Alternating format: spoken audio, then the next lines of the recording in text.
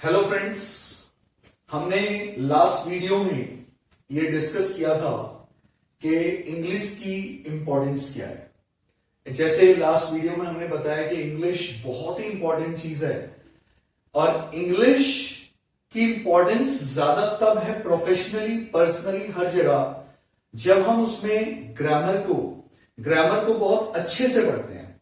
और ग्रामर का सबसे फर्स्ट और सबसे इंपॉर्टेंट स्टेप है टेंसेस। टेंसेस सबसे ज्यादा इंपॉर्टेंट चीज है। अगर किसी को टेंसेस बहुत अच्छे से आते हैं, आप ये समझिए उसको 80% इंग्लिश बहुत अच्छे से आती है। इसका बहुत बड़ा कारण है, टेंस का मतलब होता है काल। काल मतलब समय। समय 3 प्रकार का होता है। एक जो बीत गया, जिसको हम पास्ट टेंस बोलते हैं। दूसरा प्रेजेंट, जो अभी चल रहा है। तीसरा फ्यूचर टेंस, भविष्य काल, जो आएगा। हम अपनी लाइफ में, अपने जीवन में जो सबसे ज्यादा बातें करते हैं, या तो पास्ट के बारे में करते हैं, या प्रेजेंट के बारे में करते हैं, या फ्यूचर के बारे में करते हैं।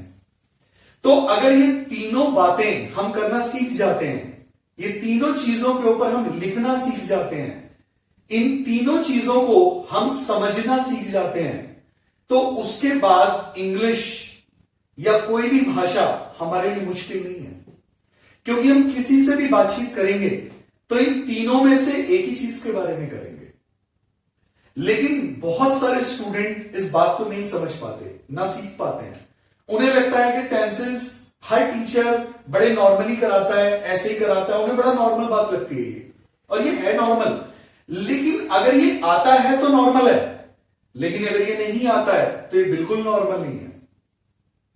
इसीलिए आज हम टेंसेस बहुत अच्छे तरीके से समझने की कोशिश करेंगे। आइए, सबसे पहले टेंसेस का मतलब काल, समय, जैसा मैं आप लोगों को बता चुका हूं। टेंसेस 3 प्रकार के होते हैं। पहला प्रेजेंट, जिसको हिंदी में हम बोलते हैं वर्तमान काल, जो अभी चल रहा है, इसलिए इसमें लास्ट में है, हां, हूं, ये सब आता है।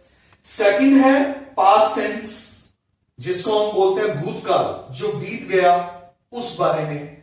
इसमें लास्ट में आता है था, थी, थे, ये सब चीजें आती हैं। और तीसरा टेंस होता है बहुत इंपॉर्टेंट, फ्यूचर टेंस, जिसको हिंदी में बोलते हैं भविष्य काल। इसमें हिंदी में अंत में आता है गा, गी, गे। ये 3 टेंस होते हैं और इन तीनों के आगे चल के 4 पार्ट्स और होते हैं, जो इस तरह से, इस प्रकार हैं। सबसे पहला होता है इंडेफिनिट टेंस। इंडेफिनिट, जैसा नाम से पता चल रहा है, अगर हम इनको हटा दें तो वो रह जाता है डेफिनिट। डेफिनिट का मतलब होता है निश्चित, पक्का। और इंडेफिनिट का मतलब होता है जो पक्का नहीं है, निश्चित नहीं है, अनिश्चित। दूसरा होता है कॉन्टिन्यूअस टेंस। कॉन्टिन्यूअस होता है जो लगातार चलता है। तीसरा है परफेक्ट टेंस। परफेक्ट, जैसे हम लोग बोलते हैं ये काम में मैं परफेक्ट हो गया हूं। परफेक्ट मतलब जो हो चुका है, परफेक्टली हो चुका है, तो उसको बोलते हैं परफेक्ट टेंस। फोर्थ होता है परफेक्ट कॉन्टिन्यूअस। परफेक्ट जो हो चुका है और कॉन्टिन्यूअस जो अभी भी चल रहा है।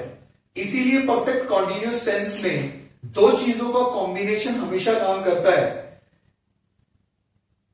एक जो चीज हो चुकी है और दूसरी जो अभी भी चल रही है।